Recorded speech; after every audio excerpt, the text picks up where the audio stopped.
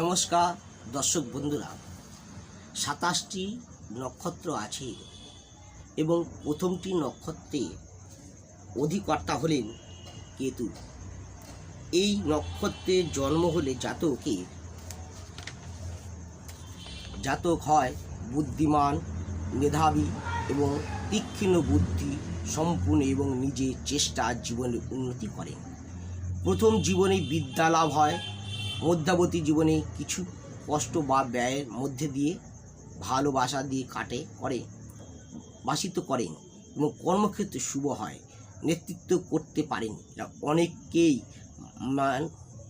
মান করেন এবং জাতীয় আত্মীয়রা স্বজনদের জন্য এরা চিন্তিত থাকেন।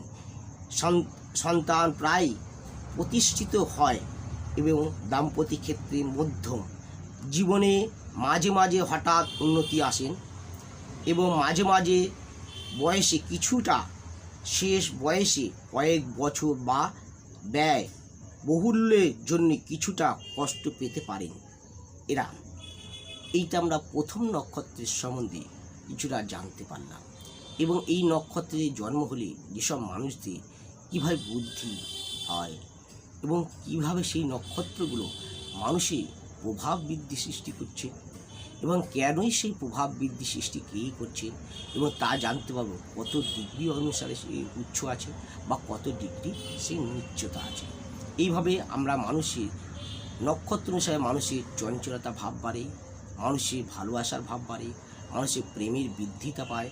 নানা রকমভাবে এই নক্ষত্র অনুযায়ী আমরা এবং তার স্বামী অনুযায়ী কত ডিগ্রি আছে কিভাবে চলছে সেটা আমরা বুঝতে পারবো, তা ভালো অবস্থায় আছে বা খারাপ অবস্থায় আছেন। যদি ভিডিওটি ভালো লেগে থাকে অবশ্যই সাবস্ক্রাইব, লাইক, শেয়ার, কমেন্ট করুন। নমস্কার দর্শক।